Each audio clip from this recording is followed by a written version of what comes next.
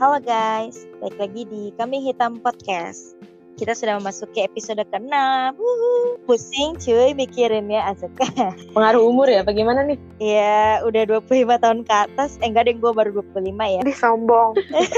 Oh iya, balik lagi di Kambing Hitam Podcast. Masih bersama gue, Ajeng, dan Monde, dan Ines. Kita paket lengkap ya, bertigaan mulu. Iya, baja ya.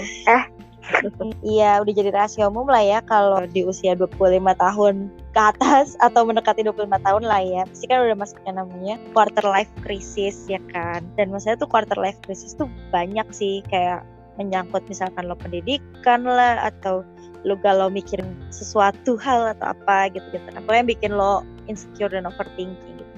Nah, tapi ada nih salah satu yang mungkin kayak tetangga-tetangga lu lah, atau Bu Tejo lah, atau keluarga lah, atau apa ya. Oh, siapa panutan Ajeng. Stikernya aja kan Bu Tejo semua. Jadi lu udah pada nonton belum? Iya, Mang Ajeng. Udah. Udah. Nah, mirip-mirip deh sama itu sih. Kayak kalau di film Bu Tejo itu kan ada satu tokoh namanya Dian, yang kayak udah umur segitu tapi belum nikah.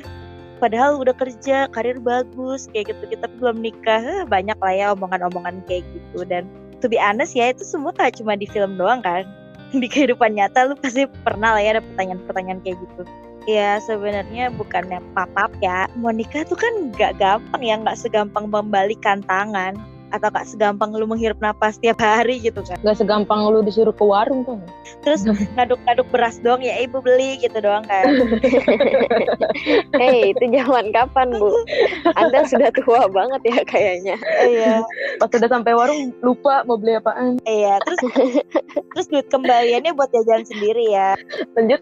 Nah iya kan, kayak yang gak segampang itu loh yang namanya mau nikah. Ya lo akan bersama orang itu seumur hidup, dan ya apapun baik buruknya semua lo harus terima gitu. Dan yang penting kayak lo harus punya toleransi tertentu ya, misalkan dia punya kekurangan apa lo bisa toleransi enggak, atau kalau misalkan lo udah tahu dia punya kekurangan itu tapi lo nggak bisa toleransi, ya baiknya lo pikirkan lagi.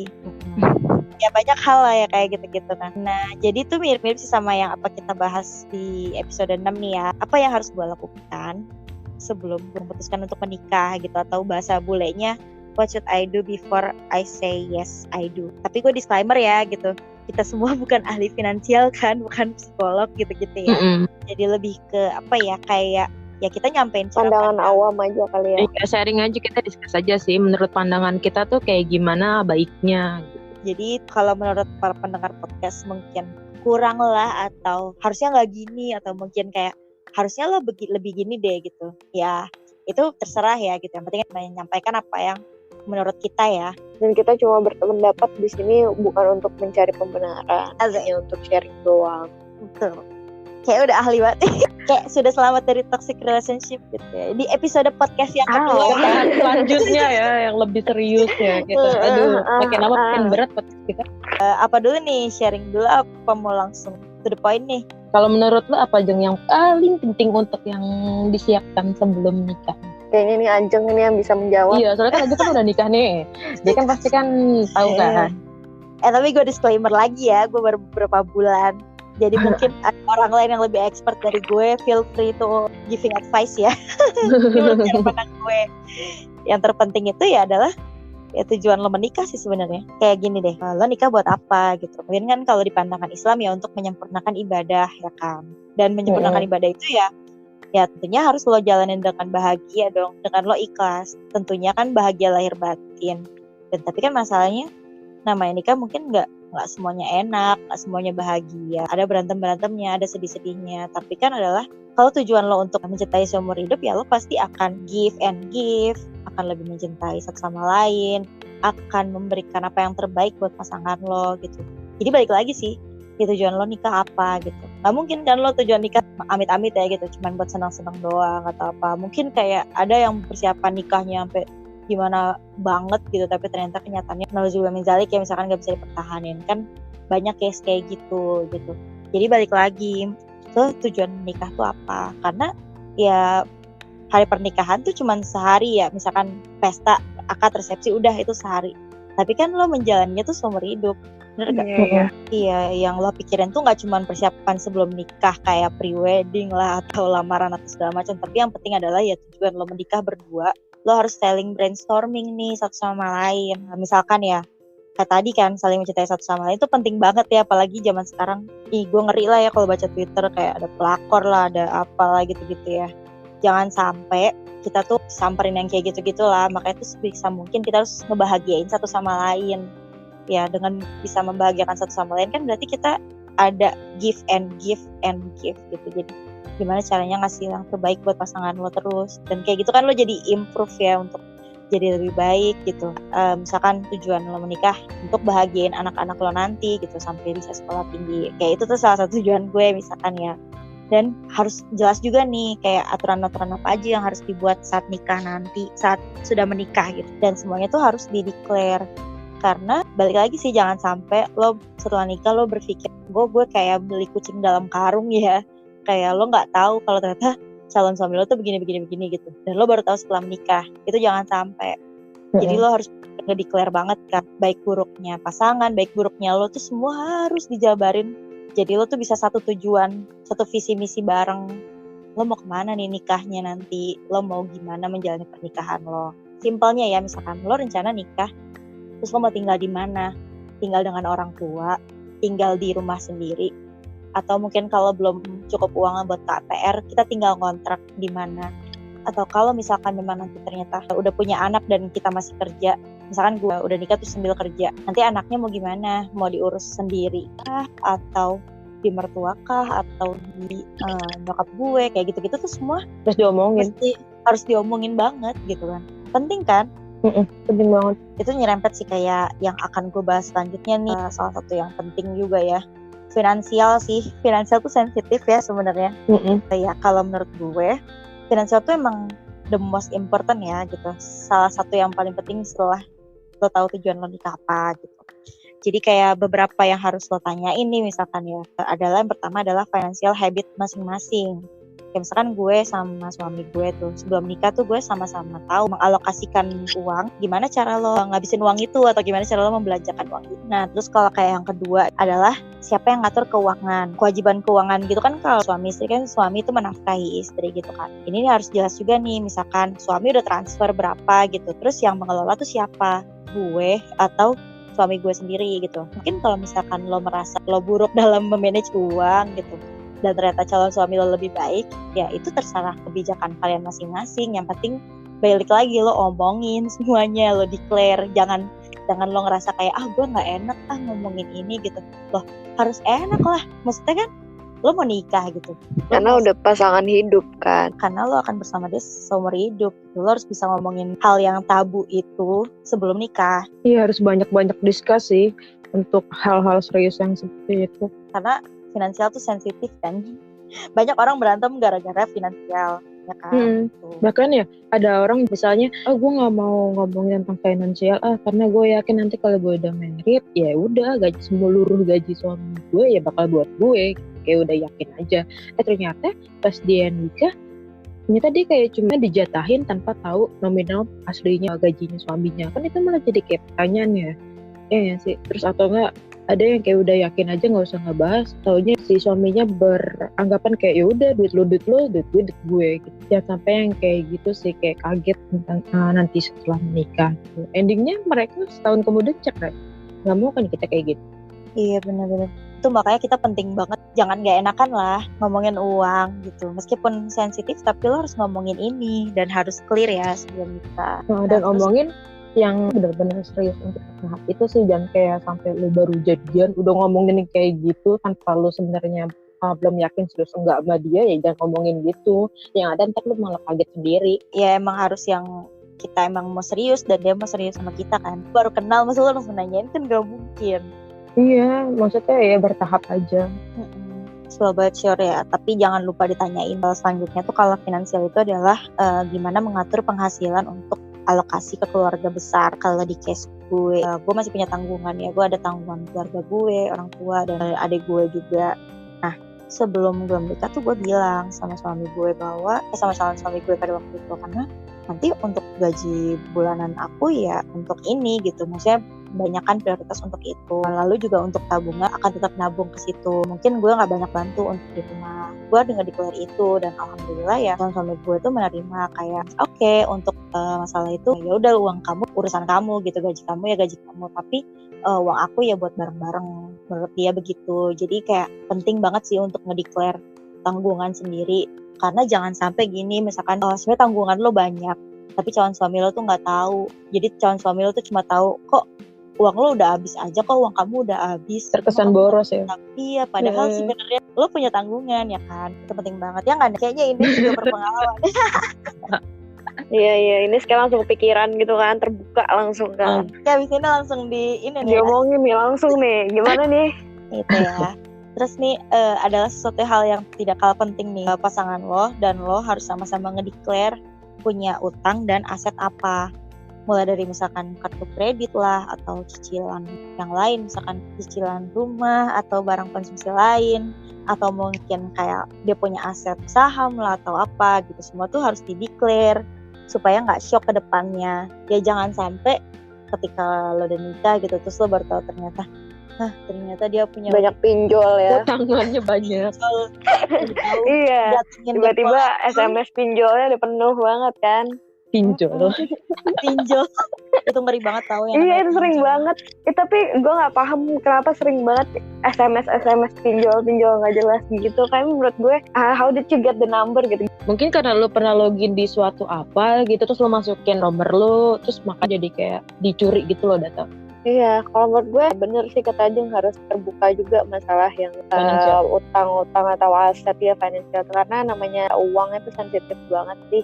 Untuk pertemanan aja tuh bisa langsung bubar kan gara-gara masalah uang. Bener banget. Apalagi nggak mungkin kan, iya, makanya untuk meminimalisir pasangan hidup sih ya emang harus banyak komunikasi. Ya tadi ya, karena kan kita nggak pengen ke depannya tau-tau shock atau terus didatengin debt collector lah, atau pinjaman online. Serem banget anjir. Horor sih. Itu tuh bisa jadi bahan berantem kan, padahal kan balik lagi tujuan lo nikah buat bahagia kan. Jangan sampai hal-hal kehidupan yang lebih baik. Iya, jangan sampai hal kayak gitu bisa merusak kalian gitu kan. Asik deh banget ya gue. Selanjutnya itu adalah berbagi tujuan finansial masing-masing. Kenapa sih tujuan finansial itu penting? Ya balik lagi tadi ke alokasi penghasilan masing-masing. Jangan sampai tahu-tahu lo dibilang boros, lo dicap apa gitu, padahal sebenarnya ya lo ngumpulin itu, lo nabung, lo punya tujuan mau investasi atau apa. Jadi sebenarnya semua harus di-declare sih. Mungkin Ines punya tujuan mau banyak kontrakan ya kan, kayak gitu-gitu. Bisa nih gue makin gede tujuan gue pengen punya kontrakan 10 pintu kan. Kalau kayak gitu mah gue gak usah kerja lagi gitu. Iya, gue Ines udah deh, gue kebayang gue jadi mama kontrakan tiap bulan galak kan lagi. Iya, gue pengen kayak gitu tuh. Masalahnya itu kan, mau dapat satu rumah kita harus nabung mati-matian banget. Gimana 10 pintu kontrakan ya? Terus gila, cita-cita banget ya. Nah terus nih yang terakhir nih, harus ada kesepakatan soal kewajiban keuangan. Kayak balik lagi sih ke yang tadi ngatur keuangan, intinya harus saling tahu lah kewajiban keuangan masing-masing gitu. Jangan sampai udah terima gaji dari suami gitu, tapi ternyata uangnya malah dipakai buat beli skincare terus lah, buat beli kosmetik terus lah, tapi sedangkan tahu-tahu beras habis, tahu habis puasa gitu kan. Iya lunas, puasa lunas. Lah gue kayak gitu-gitu. Sebenarnya secara garis besar itu, dan gue udah mengharapkan itu sih, kayak sebelum nikah tuh gue udah omongin itu semua, dan ketika nikah ya jadi smooth gitu loh, karena kita udah pernah bahas ini kok, tinggal implementasinya gimana gitu. Dan ya insya Allah kalau aspek itu udah clear, ya potensi pertengkaran bisa diantisipasi lah insya Allah gitu guys. Terus lo gimana nih Nes atau Monde, selain tujuan untuk menikah dan finansial, apalagi sih yang harus dipertimbangkan? Kalau menurut gue yang kayak tadi lu kan, maksudnya kayak banyak-banyakin ngobrol, banyak-banyakin discuss kayak sebelum nikah tuh. Kalau misalnya ini gimana ya, bukan hanya kita ngobrolin antar cateringnya mau apa, tapi ya obrolin juga kalau misalnya setelah nikah mau langsung punya anak apa enggak, yang kayak gitu-gitu sih. Terus yang paling penting juga tentang pola pikirnya dia sih, kayak tentang dia juga anak mami apa enggak. Maksudnya kayak misalnya dari pacaran aja udah emaknya udah ikutan, kayak misalnya kita ada masalah terus emaknya udah ikutan, ya itu bukan jadi masalah ya. Maksudnya bukan orang tua nggak boleh ikutan, tapi kalau misalnya dari hal sepele, misalnya kayak kita nggak ada kabar terus dia sampai lapor ke nyokapnya gitu kan malah jadi kayak ilfil, ya nggak sih? Maksud gue Iya benar-benar. urusan kita berdua ya udah urusan kita berdua aja gitu. Nah nih gue mau cerita ya sedikit ya, nih Twitter gue rame nih 2 hari nih gara-gara gue ngomong ini nih. Ada surat tweet nih Jang sekarang. Jadi kan waktu itu kan ada yang nge-tweet gini, si Raffi Ahmad itu kalau misalnya ada masalah sama si Nagita, dia akan cerita ke mertuanya. Dan begitu pun sebaliknya, kalau Nagita ada masalah sama Raffi, dia pasti akan cerita ke mamanya Raffi kan. Nah, terus gue balas gini, enggak sih, harusnya masalah berdua itu yang harus tahu ya pasangan itu sendiri aja, nggak boleh yang lain yang tahu. Gitu, karena ya emang kondisinya menikah kan ya udah selesaiin berdua, ibaratnya kayak mau berantem juga ya udah berdua aja yang tahu gitu, nggak usah orang lain tahu, either itu orang tua atau teman sendiri. Mertua. Kayak gitu. Terus ada yang balas gini, kalau misalnya nanti dipendem sendiri ntar malah jadi gila dong, kayak gitu. Ngerti kan maksudnya, kayak dipendem sendiri kan nggak bisa cerita ke siapa-siapa, nggak bisa cerita ke orang tua. Nah terus lah lu punya pasangan, lo kan bisa obrolin berdua, ya nggak sih? Kan balik lagi kan waktu pas pacaran ya, lu gimana komunikasi lu sama dia, iya kan? Gimana lu cara menyelesaikan masalah lu berdua waktu pas pacaran? Ya gunakan metode itu di pernikahan. Emang sih mungkin permasalahannya akan lebih berat nanti di pas di pernikahan, tapi kan maksud gue problem solving berduanya itu loh, ya itu yang harus dibawa ke pernikahan nanti, gitu. Bener nggak? Jadi kalau menurut gue bener sih, maksudnya kan udah berumah tangga, ya udah biarin aja orang tahu ruang tamunya aja, dapurnya tuh cuma kita aja yang tahu kayak apa isinya. Soalnya kalau misalnya orang tua ikut campur, mungkin orang tua itu pandangannya kan dari pengalaman mereka yang dulu kan. Sementara pengalaman mereka yang dulu dan sekarang kan pasti ada perubahan dong, nggak mungkin nggak sama tok kan, pasti ada perubahan dan penyesuaian lain lagi yang sebenarnya belum tentu orang tua tuh ngerti. Dan apa ya, biasanya kalau orang tua tuh lebih memihak ke anaknya sendiri ya, meskipun mereka nggak akan bisa objektif, pasti bakal subjektif, melibatkan perasaan-perasaan mereka. Benar-benar. Siapa lagi? Terus ada yang balas komen lagi gini, iya kalau nggak KDRT, kalau KDRT lah kan balik lagi gini, waktu pas pacaran lo ngelihat nggak dia abusif, ya kan? Lo gimana waktu pas pacaran? Lo pas pacaran cuman keliling nyari cilor terenak se-Jakarta doang gitu atau gimana? Kayak panjang perdebatan Twitter lu ya. Iya, bahkan Twitter gue 2 hari anjir kelar. Jadi ya maksud gue ya dari pacaran gue harus lihat dong dia kasar enggak, verbal non verbalnya kayak gitu. Kalau misalnya emang lu udah ngeliat dia kasar ya udah, kenapa lu mau dinikahin? Iya kan? Maksud gue gitu loh. Kayak apa ya? Kalau misalkan mungkin ya, kalau gue nggak tahu sih kalau kenyataannya yang orang KDRT itu mungkin benar kata Ones, pas selama pacaran dia cuma nyari cilor doang, alias cuma tahu kulitnya doang, gitu kan. Tapi kan ya harusnya kalau yang namanya mau nikah lu pikirin matang-matang. Tadi lu pernah nggak dikasih kekerasan verbal, kayak udah katain yang jelek lah, atau either lo bikin salah terus tangan lo dipukul atau apa kayak gitu, pernah nggak gitu? Dan ya harusnya semua bisa ya ketahuan lah sebelum nikah.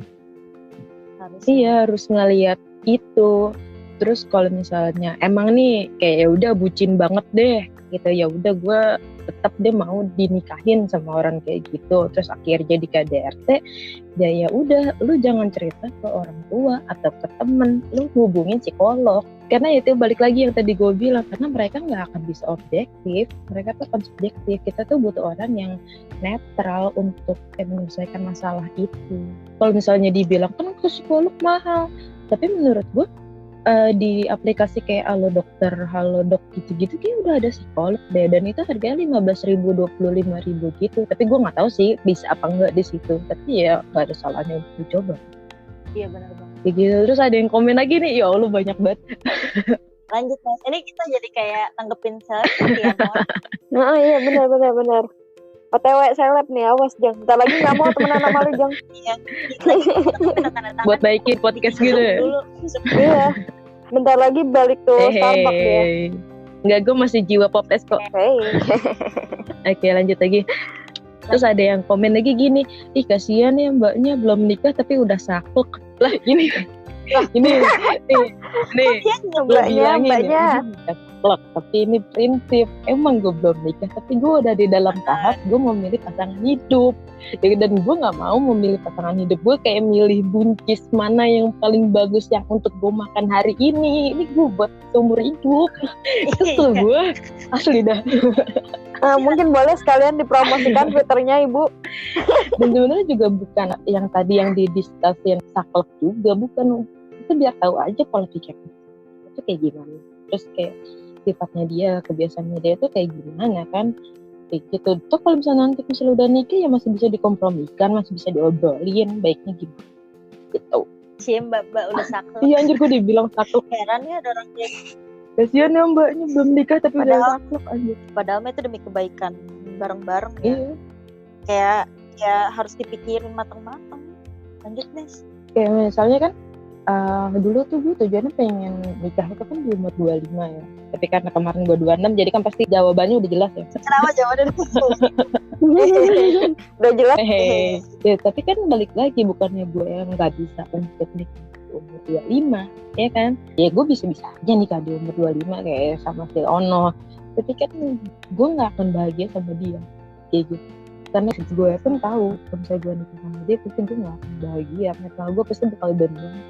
Dari pacaran aja mental gue down banget, gimana ntar gue nikah terus gue bakal seumur hidup gitu mental gue down sama dia. Iya gue thank you. Iya dari pacarannya tuh udah kelihatan ya kalau baik buruknya gimana. Mungkin emang baru kulitnya tapi kan bisa kelihatan gitu nih apa yang terbaik buat lo. Oke, sudah itu sih 3 besar yang mengganggu. 3 besar. Banyak banget tadinya anjir gue jadi viral ya. Asik. Kalau lo ada tambahan nggak Mun? Kalau gue sebenarnya untuk pemilihan pasangan asik pemilihan untuk apaan ya? Untuk memilih untuk pasangan masa depan itu ya, menurut gue tuh orang ya, gue ngelihat dia itu care ke anak-anak karena gue sendiri suka ya sama anak-anak yang gue benar-benar ngabisin waktu main sama anak-anak itu menurut gue bukan hal yang ngebosenin walaupun kadang ya anak-anak tidak selalu lucu ya, ada momen-momen mereka ngeselin.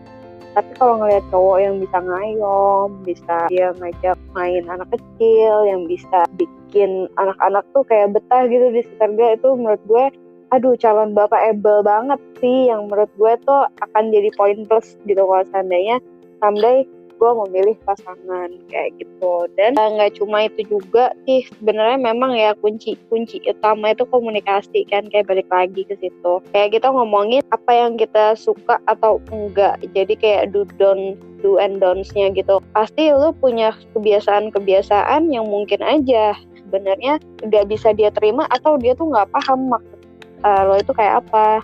Tapi kalau seandainya kalian diem baik ya gak ada yang tahu kan. Misalnya gue kalau malah tipikalnya gue diem ya dia gak paham dong maksudnya kayak gimana. Dan kalau menurut gue kalau kita nyampein apa yang kita suka dan enggak, kita tuh bisa saling tumbuh bareng gimana caranya menyelesaikan problem-problem di kita. Kayak misalnya untuk meminimalisir masalah berdua atau hal-hal yang gak gue suka. Misalnya gue gak suka sama cowok-cowok yang ngerokok ya. Kalau dulu kan ngerokok. Jadi kalau dan pas gue jomblo pun gue nyari cowok yang kebanyakan tuh pada nggak ngerokok. Sekalinya ada yang misalnya gue jalan tuh sama gebetan gue waktu itu dia yang ngerokok. Jadinya beda banget, jomplang banget sama yang gebetan-gebetan yang lain karena kayak yang ngerokok itu pasti dia butuh waktu sendiri untuk nyebat lah ibaratnya. Gue mau ngerokok dulu ya kayak gitu habis makan. Lu gak ikutan gitu. Untuknya yang sekarang sih nggak sampai kayak begitu. Jadi lebih terbuka sih dan dia tuh yang gue salutnya itu dia bisa nyampein sesuatu yang nggak dia suka. Kayak kan kok cowok kan ada aja kan yang misalnya aku nggak suka kamu pakai baju ini, aku nggak suka kamu namanya kok ngomongnya begitu kayak gitu. Dan dia tuh nyampeinnya bagus, kayak itu yang bikin gue lebih tertarik ke dia sih. Dan gue ngerasa that's the person I want to find gitu. Dia bisa nyampein sesuatu nggak baik tapi dikemas sama dia dengan baik gitu loh. Jadi kayak nggak bikin kita ngerasa baper atau ngerasa kayak insecure sama diri kita sendiri. Terus yang menghargai privacy juga. Dia tahu temen gue siapa dan gue juga orangnya terbuka sama dia. Gue main sama si A si B dan dia nggak dia paham gitu di saat gue sama mereka tuh dia nggak yang sibuk-sibuk ngubungin terus atau video call terus atau kayak gimana.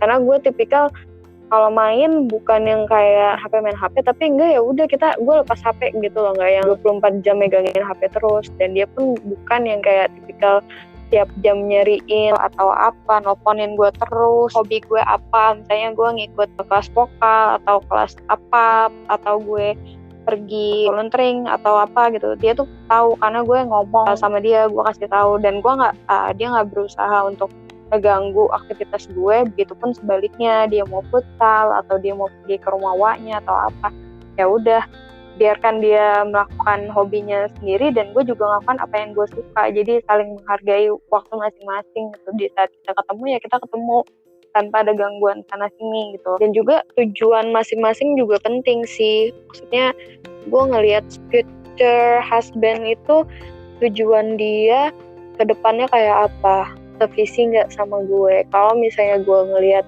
ini orang kayak gampang nyerah atau apa, itu tuh kayak menurut gue bukan yang tepat untuk gue. Karena gue pengen calon yang tetap struggle, yang masih mau berjuang. Nggak apa-apa nggak harus mendapatkan yang terbaik, tapi seenggaknya memang dia mau usaha, bukan yang kayak terima nasib aja. Itu tuh yang paling gue hindarin sih. Kalau menurut gue ada cowok kan yang tipikal terlalu ngerasa aman kali ya, terlalu ngerasa punya zona nyamannya sendiri karena ngerasa dia keluarganya oke lah apalah, jadinya tuh nggak berkembang kayak gitu di situ-situ aja. Misalnya dia dapat warisan dari bapaknya, dapat uang yang berlebih atau gimana, tapi kalau dia nggak bisa ngolahnya percuma aja. Benar. Itu akan terbuang sia-sia. Jadi harus lihat gimana dia punya tujuan hidupnya seperti apa dan cara dia merealisasikannya, apa tipikal omdo atau yang benar-benar gue nggak berharap yang apa yang diomongin harus banget sesuai sama kenyataan, enggak. Tapi misalnya dia bilang dia mau sekalian kerja sambil sekalian ngapain gitu, itu benar-benar dilakuin walaupun ending-endingnya nggak terpenuhi sepenuhnya, tapi seenggaknya dia ngasih lihat gitu, gue benar-benar ngelakuin apa yang gue omongin kok, nggak setengah-setengah, nggak omdo. Udah sih kalau menurut gue itu aja. Kalau cowok kan omongan itu bener-bener harus dijaga ya. Kalau dari pacaran aja omongan nggak bisa dijaga, nggak bisa dibuktiin, gimana nanti pas akad. Cowok itu waktu pas akad dia tidak berjanji ke orang tua ceweknya, tapi berjanji ke penciptanya, ya kan? Itu udah susah loh. Maksud gue kalau misalnya dari omongan itu aja nggak bisa dilatih untuk dibuktiin, gimana nanti dia janji dengan penciptanya. Ya, makanya kalau cowok yang omongannya berubah-berubah nih, misalnya gue gak mau pacaran tapi ternyata punya pacar gitu, menurut gue tuh kayak apaan sih lu tuh kemarin kayak gak gini deh, itu kayak gue langsung no deh, langsung skip ya. Mendingan yang kita udah tahu dia ngomong apa gitu, ya udah yang pasti aja. Iya, jangan omdo gitu. Kayak capek nggak sih kalau dikit-dikit omdo, walaupun nggak sepenuhnya terbukti omongan dia, tapi seenggaknya kita ngelihat ada usaha dia untuk mencapai itu. Tunes bener banget kan, Nes? Tunes, ayo berantem lagi di Twitter, Nes. Tapi balik lagi ke tadi yang anak kecil sih, menurut gue kita juga harus discuss juga sih sebelum nikah tuh, kayak kita harus ngobrol ke pasangan kita, lu gimana sih nanti cara mendidik anak lu. Apakah kalau misalnya dia buat salah lu main gaplok aja, atau kayak misalnya dia gak sengaja, bukan gak sengaja sih, maksudnya misalnya dia kayak terpaksa harus nyuri terus lo bakal potong tangannya kah atau gimana, ya kan? Ada yang kayak gitu. Soalnya Cip tuh bilang kayak gitu, kan gue shock ya. Ya harus diomongin itu sih, karena kan kalau dari keluarga gue kan kayak nggak pernah yang namanya jewer, mukul gitu, pokoknya kayak physically gitu kan kayak nggak pernah ya. Makanya gue pengen nanti kayak kan gue pun kayak gitu, maksudnya nggak ada untuk membuat anak jerak gitu loh. Kita harus kayak bener-bener diomongin gitu, deal-dealannya gimana kalau misalnya anak salah gitu, pakai cara mendidik anak tuh kayak gitu. Harus bener-bener bijak ya. Dan gue juga ada cerita nih, jadi waktu gue di Instagram nemu akun parenting Ibu Mahmud gitu ya, Mahmud dari kayaknya Thailand. dia tuh benar-benar keren gitu deh. Jadi kalau untuk mendidik anaknya itu dia DIY semuanya buat sendiri, dan menurut gue sangat bagus untuk perkembangan anak ya. Gue follow akun itu dan gue cerita ke dia, gue bilang someday I'll be mom to be like this. Terus gue shock, dia juga follow dong, kayak ngapain dia follow juga.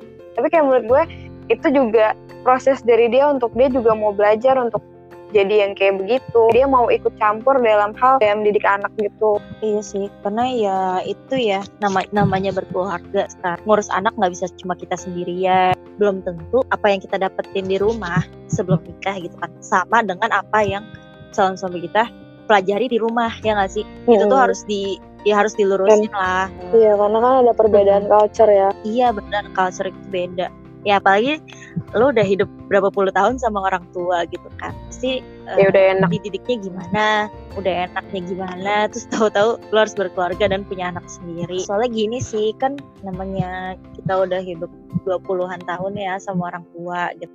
Begitu pula dengan pasangan, dia juga udah hidup dari kecil sama orang tuanya. Itu pasti kan ada perbedaan culture.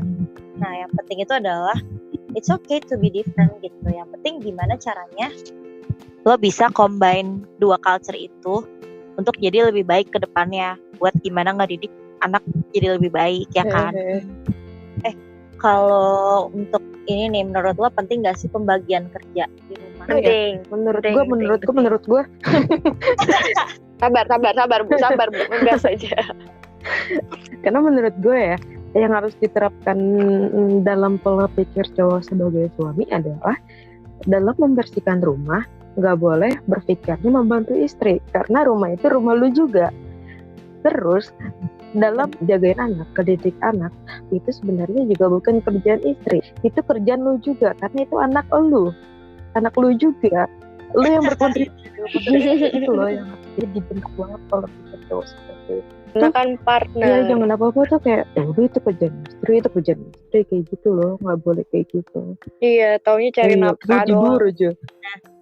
Itu sebenarnya lebih ke dengan pembagian tugas tadi, kalian tuh jadi bisa improve diri masing-masing kan. Kalau di case gue tuh kan kayak ya gue berkewajiban untuk masak gitu, gue berkewajiban untuk nyetrika, ya gue akan improve untuk ya lu jangan masak itu aja dong. Ya lu kalau misalkan udah tahu nih masakan enak, gimana caranya supaya itu masakan lo bisa jadi enak banget, jadi suami lo kan satisfied dengan apapun yang lo masak kayak gitu kan.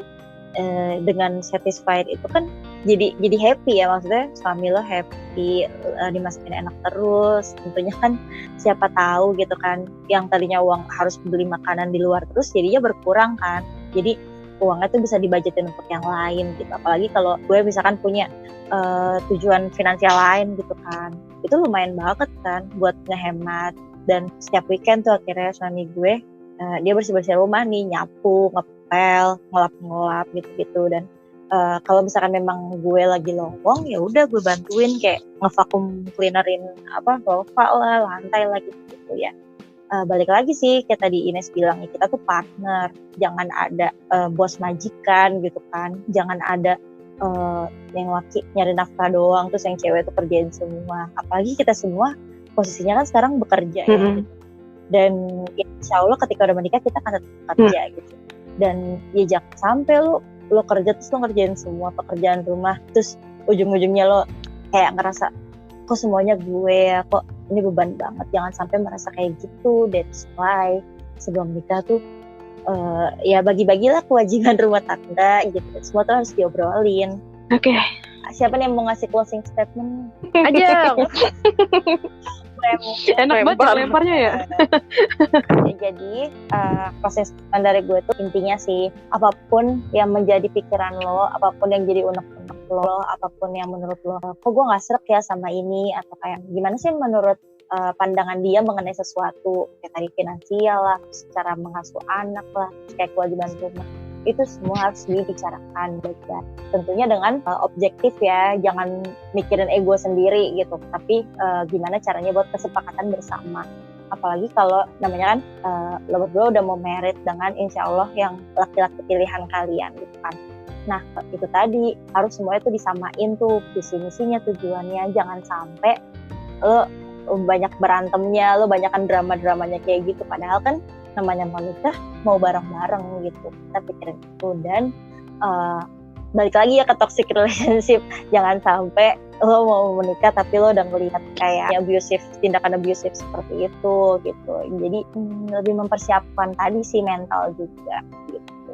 Ya pokoknya persiapin semuanya ya, jangan cuma persiapin pre-wedding doang, tapi menikah tidak hanya satu hari loh, menikah tuh seumur hidup. Gitu aja sih pesan closing gue. Ada lagi kayak mau Dan nambahin? menikah itu adalah kerja bareng, partnership, bukan kayak yang tadi bilang majikan sama pembantu. Ya ini kerja bareng seumur hidup. Gimana Monde? Udah itu aja. Sudah panjang ya podcast kita kali ini. Ya udah. Balik lagi ya, kita kasih disclaimer lagi ya gitu. Ini belum tentu saran yang terbaik, tapi ya kita hanya Valid. menyampaikan ya belum tentu valid di semua kehidupan ya gitu. Tapi ini merupakan cara pandang kita masing-masing aja, ya. Tidak mencari pembenaran. Kita sudahi podcast kali ini, semoga bermanfaat buat kalian yang ngedengerin. Dan terima kasih Ines Monde sudah nimbrung-nimbrung. Oke, dadah. Sama-sama. Bye. Guys, jangan lupa ya, kita ke Twitter Ines, kita serang ke hujat yang Ntar gue cari aku Itu langsung biar makin rame. Jangan lupa banget. enggak udah berapa minggu yang lalu sebenarnya. Ya nyari lagi dong nanti. Ya udah. Iya, kita bikin ini Jang, apa sih namanya? Spill the tea. Iya, spill the tea. Oke. Gak apa-apa biar naik podcast kita loh. Aduh. Tim gimmick ya emang Ines. Ya sensasi Iya, Ines bikin gini tuh. kerjaan gue begitu gimana ya? Yaudah yuk cari gitu. Thank you ya guys. See you next podcast. Bye guys.